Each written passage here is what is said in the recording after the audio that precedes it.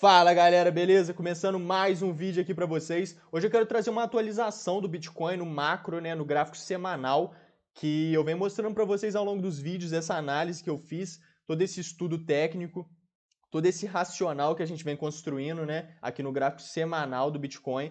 A gente tem essa estrutura de Wyckoff. Um dos primeiros vídeos que eu postei aí no canal, o preço estava nessa região, eu comentei com vocês, né, quem assistiu, quem está assistindo desde o início sabe que eu comentei que a gente teria grande possibilidade de vir capturar mais liquidez aqui para baixo, ter esse movimento de spring, né, dentro da teoria de Richard Wyckoff, né, isso aqui é uma reacumulação do preço, e a gente poderia vir capturar liquidez mais aqui embaixo. De fato, a gente teve uma grande queda aqui, né, do Bitcoin, e a gente tinha essas regiões aqui no volume profile que eu tinha marcado, comentei com vocês sobre essa região de 18 mil, 17 mil dólares, que a gente poderia vir nessa região. A gente tem aqui, essa linha preta representa o VAH dentro do estudo do volume profile, né, que é esse volume vertical aqui. Então, quem conhece e quem está assistindo os vídeos aí já sabe como que isso funciona, né? Dentro do volume profile a gente tem a região de VAL, que é a região de baixo, e a gente tem a região de cima, que é o VAH. Então, dentro dessas regiões, a gente tem um volume concentrado, né, de 70% de todo aquele range onde a gente marcou, ou seja, eu marquei o volume profile daqui de baixo até aqui, esse movimento de impulsão do preço, e a gente tem aqui o VAH, e aqui embaixo a gente tem o VAL. Então, dentro dessa região aqui, a gente tem concentrado 70% do volume desse movimento. Isso aqui é uma região muito forte, né? Tanto essa região de cima quanto essa linha de baixo são regiões muito fortes. E, claro, a gente tem aqui a POC, né? Que é a região de maior volume dentro aqui desse range. Então, é uma região muito forte também, que está aqui, no caso, em 10 mil dólares. Então, obviamente, a gente pode ter mais queda, chegando até mesmo nessa região. Claro que pode, né? O mercado ele sempre pode cair mais, como também o mercado ele pode sempre subir mais. Então, a gente tem que estar sempre atento a isso. Mas a gente chegou numa região bem interessante. Olha como que a gente cravou o fundo aqui. Então, quem está assistindo os vídeos sabe que eu comentei sobre essa região. Olha só como é que a gente já teve uma alta aqui de 20 e poucos %. Beleza? Então, a gente tem essa estrutura, a gente está nesse movimento de fase C de Richard Wyckoff, junto com a teoria das ondas de Elliott, né, que é a forma com que eu trabalho aqui, eu confluencio as teorias de mercado, utilizo muita análise lógica, análise institucional, né, construção do contexto, né, o mercado ele é contextual, eu falo isso bastante com vocês, então a gente deve contextualizar as nossas operações e nada mais justo para contextualizar nossas operações é pegar o viés do tempo gráfico maior e trazer ele para os tempos gráficos menores, refinar nessa análise em tempos gráficos menores. Então é isso que eu estou fazendo aqui com vocês. A gente está estudando o Bitcoin no tempo gráfico maior para que a gente possa vir em tempos gráficos menores e conseguir entender, né, melhor as movimentações e entender de fato o interesse do preço, né, ao longo dos dias, ao longo das semanas, ao longo dos meses e tudo mais. Então aqui a gente teve uma onda 1, né? Uma onda 2 simples, um ABC simples, olha só. Posso pegar aqui, mostrar, olha só, A, B, C, um ABC simples. Então, quem está acompanhando os vídeos já sabe também, né? Eu fiz um mini curso aí sobre a teoria das ondas de Elliott, gratuito, tá aí no YouTube, bem bacana. Quem não assistiu, assista, ficou bem legal.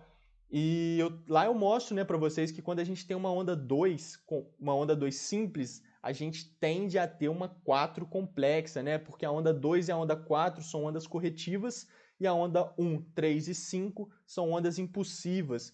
Então, dentro dessas ondas corretivas 2 e 4, a gente tem um negócio chamado princípio da alternância. E esse princípio da alternância traz que quando a gente tem a onda 2 simples, a gente deve ter a 4 complexa. E da mesma forma, vice-versa, né? Se a gente tem essa 2 complexa, a gente tende a ter a 4 simples. Então, a gente tem esse princípio para trazer veracidade para a nossa contagem, né? Dentro da teoria das ondas de Elliott, a gente tem diversas regras, diversos princípios para a gente estar seguindo, para que a gente traga veracidade para a nossa contagem, para que a gente realmente acredite naquela contagem como verdadeira, né? Então, a gente tem que seguir essas regras, seguir esses princípios para trazer veracidade. Então aqui a gente tem uma onda 2 simples, logo a gente deve ter uma 4 complexa. Então aqui a gente teve uma onda 3 impulsiva, 4, onda 4 corretiva, né? E uma onda 4 complexa, né? Aqui uma reacumulação de Wyckoff.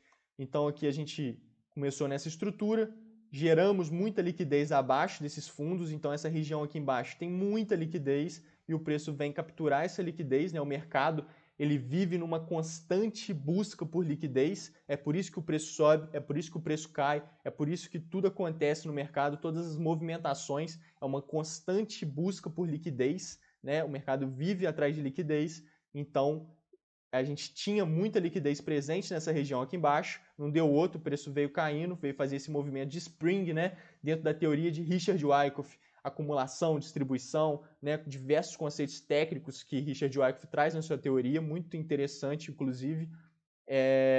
A gente tem esses movimentos, né? Essa captura de liquidez para baixo é conhecido como spring, e caso essa captura de liquidez aconteça para cima, né? Acima dos topos, ela é chamada de uptrust, né? Então a gente tem esses nomes, essas nomenclaturas dentro da teoria. E aqui a gente teve esse spring, né? A gente está tendo esse movimento de spring e a gente pode vir fazer esse movimento que nada mais, nada menos é essa onda 5 de Elliott, né? Dentro da teoria das ondas de Elliott, a gente tem essa possibilidade de formar essa onda 5, essa contagem ela está bem bonita, está bem interessante, né? Aqui no gráfico semanal do Bitcoin. Então, fechando esse estudo, a gente indo lá para o gráfico diário e para o gráfico de 4 horas, que eu também venho mapeando com vocês aí.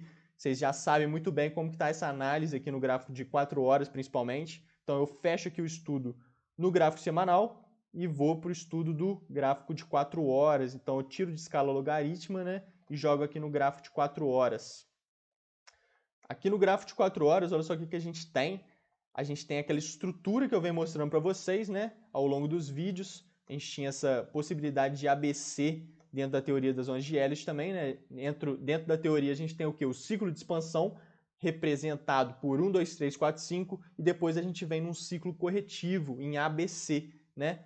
Então, aqui a gente teve um ciclo de expansão nessa tendência de baixa, beleza? Que eu venho mostrando para vocês, não vou entrar nesse detalhe agora, senão o vídeo vai ficar imenso.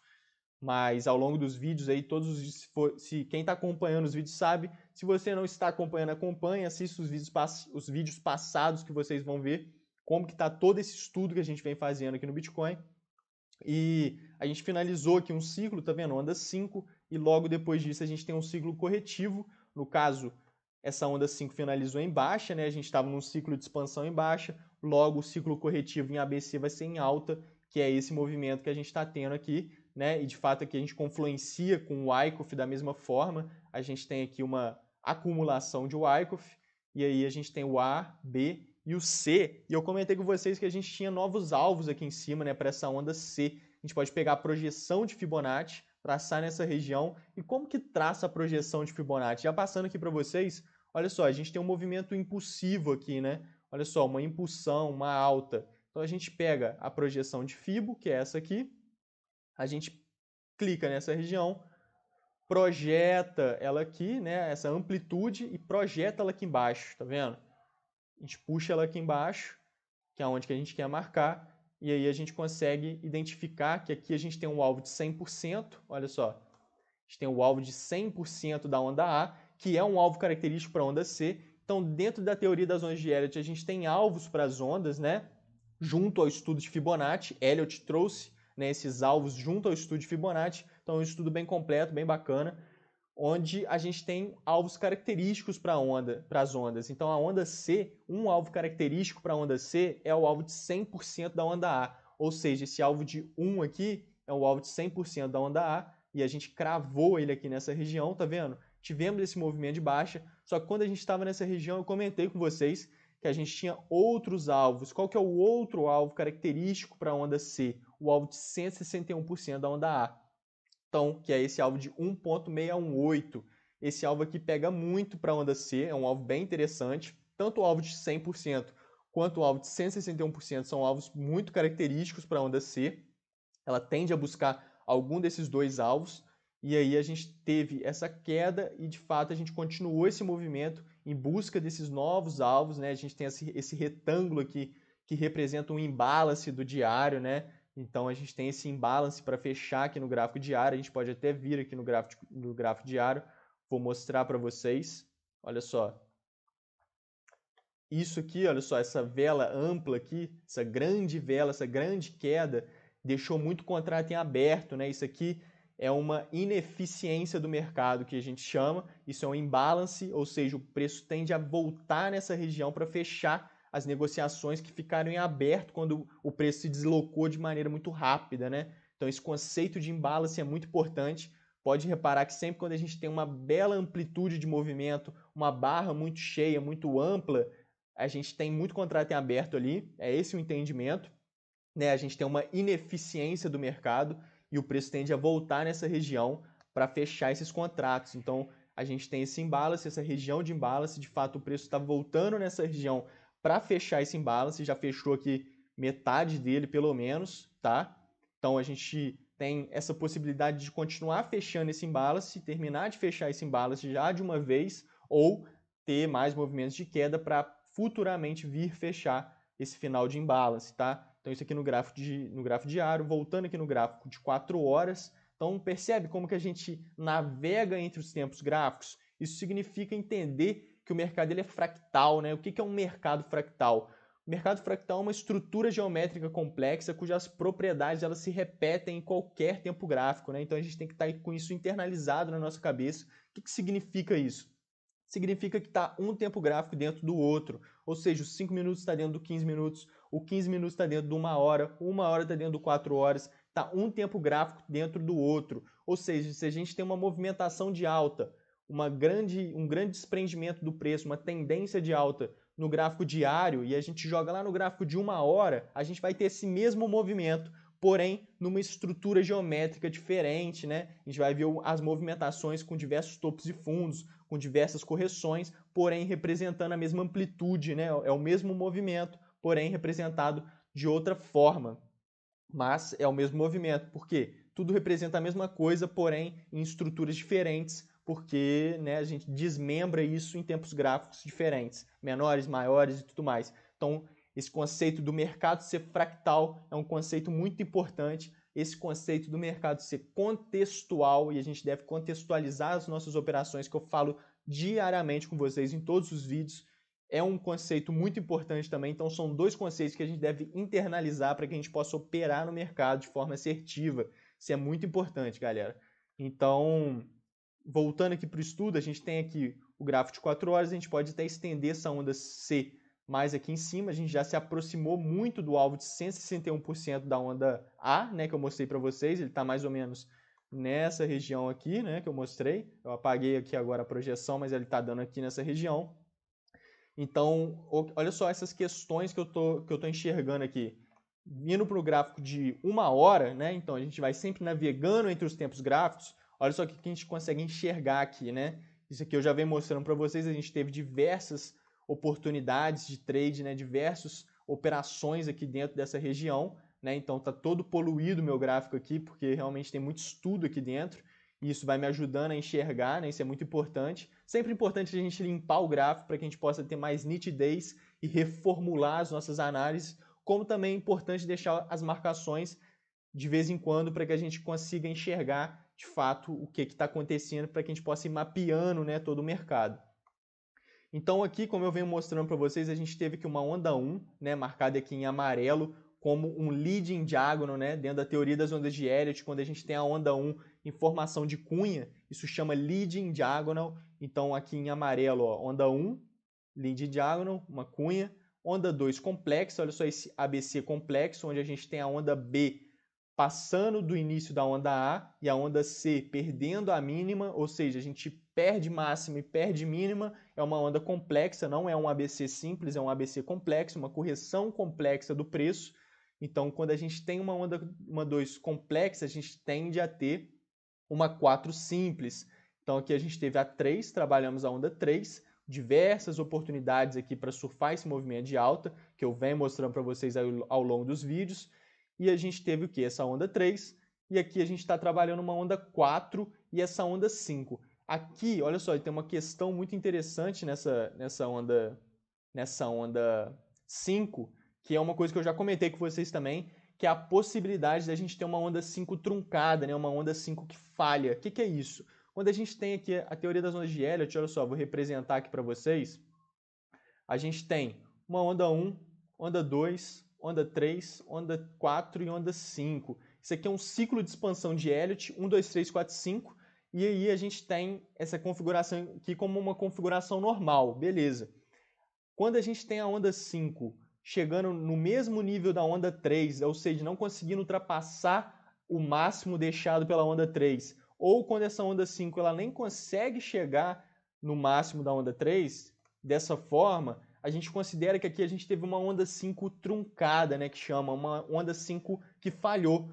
Ou seja, aqui a gente tem uma força muito grande, né, no caso aqui nessa tendência de alta, a gente tem uma força muito grande de baixa, ou seja, a gente vai vir para um ciclo em ABC, provavelmente numa correção mais profunda em ABC, né? A gente pode corrigir bastante esse ABC por conta dessa força da oferta que entrou nessa região e a gente não conseguiu fazer essa onda 5, né? Essa onda 5 ela veio truncada. Isso acontece muito quando a gente tem uma onda 3 muito grande e uma onda 4 corrigindo muito também. A gente não consegue ter a onda 5 chegando aos máximos da onda 3. Então, isso acontece bastante. É uma configuração de mercado. Por comportamental, isso acontece, beleza? Essa onda 5 ela falha. Isso pode vir a acontecer e pode estar acontecendo aqui. Então, essa onda 5 eu estava esperando ela aqui em cima, tá? Ela pode vir aqui em cima ainda, beleza? Pode acontecer, porém a gente tem que começar a enxergar a possibilidade de ser uma onda 5 truncada, né? E ela ter finalizado nessa região por conta de toda essa força de venda que está entrando, com um volume bem interessante. E o que está fazendo o preço cair dessa forma e o que poderia estar representando essa onda 5 truncada? Por que ela está vindo, né? Por que está acontecendo essa onda 5 truncada? Né? Óbvio, é uma possibilidade, pode ser que não seja uma onda 5 truncada, como eu falei para vocês. A gente pode estar aqui fazendo o quê? Um A, B, C, e a onda 1 ela finalizou nessa região, então a gente tem até mais ou menos essa região aqui para concluir essa onda 4, tá vendo? Aqui é a onda 4, esse movimento aqui é a onda 4.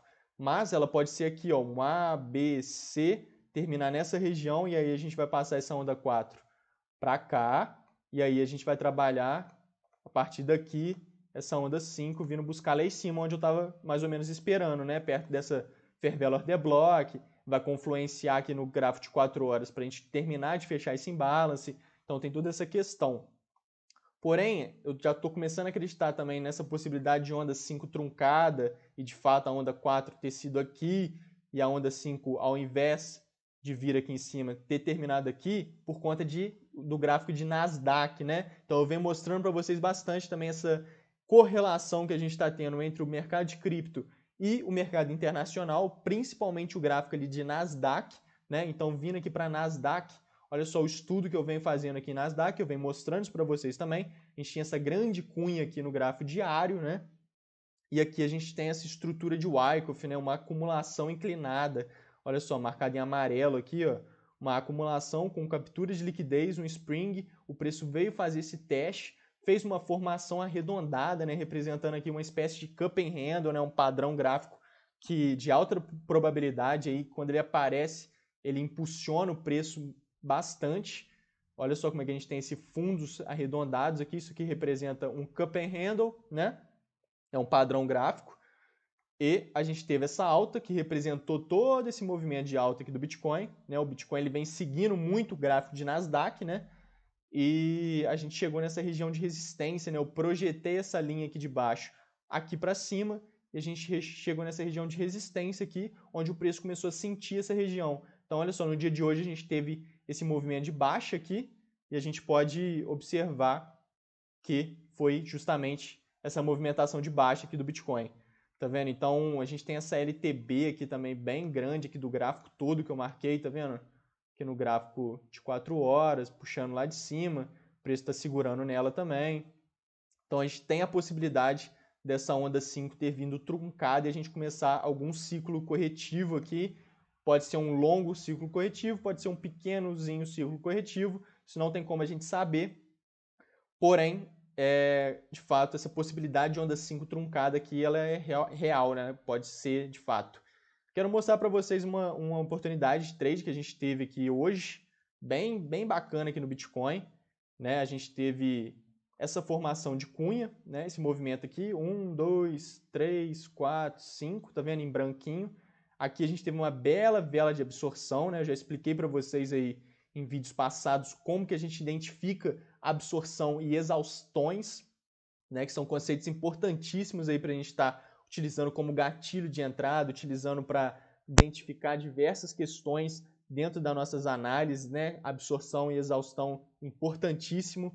Então aqui a gente teve um ponto de entrada para surfar esse movimento, mas a operação que eu quero mostrar para vocês é esse leading diagonal aqui também de novo, né? Lembra que eu falei do leading diagonal que a gente tem aqui no Bitcoin numa questão mais macro, né? Aquela grande onda 1 em cunha e tudo mais. Aqui a gente tem, né, por conta até do mercado ser fractal, a gente tem isso aqui acontecendo também no gráfico de 15 minutos no dia de hoje. Olha só essa cunha aqui, como que a gente tem esse movimento de cunha. Isso aqui é uma onda 1, então a gente pode pegar aqui, ó, onda 1, beleza? Uma onda 2 complexa, por quê? Olha só como é que é, eu vou marcar aqui para vocês, onda 3, 4 e 5. Olha só, essa 2 complexa, a gente começou ela aqui, a gente fez uma onda A onda B veio lá no nível da onda A, até passou dela um pouco, e depois a gente tem a onda C. Então a gente teve essa onda C, tá vendo? Perdendo a mínima da onda A, então a gente perde máxima, perde mínima, isso é uma correção complexa, e aí a gente começou essa onda 3, 4 e a 5 truncada de novo, por conta de todo esse contexto que eu falei com vocês. Então outra onda 5 truncada aqui, tá vendo? E aí a gente teve essa onda 3, que foi a oportunidade que eu falei com vocês. Olha só, a gente pode pegar uma Fibonacci aqui, uma retração de Fibonacci, traçar nessa região aqui, olha só, amplitude da onda 1, e a gente encontra aqui o preço segurando nas 50 de Fibonacci, beleza? Então a gente tem a região de 50 de Fibonacci aqui, e a gente pode traçar um volume profile de toda essa amplitude aqui, de onda 1, e aí a gente encontra uma região muito forte de VAL, né? Lembra que eu falei lá no início do vídeo sobre o VAL e o VAH? O VAL é a linha de baixo e o VAH a linha de cima. E olha só, a linha de baixo aqui já está marcada com essa linha preta, tá vendo? Que é justamente essa região aqui. E olha só como é que o preço segurou exatamente nela. A gente tem a POC aqui nessa região também. Então aqui, ó, mais ou menos nessa região aqui, a gente tem a POC.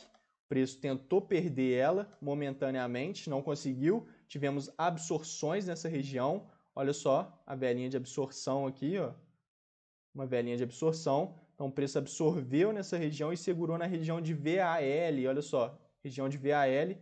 E aí a gente teve essa alta, a gente pode projetar um alvo aqui, né? A gente pode pegar uma posição comprada nessa região aqui, em cima dessa velinha de absorção, stop abaixo do VAL, beleza? Stop ali de 0,54%, stop bem barato, né? Um stop muito bom.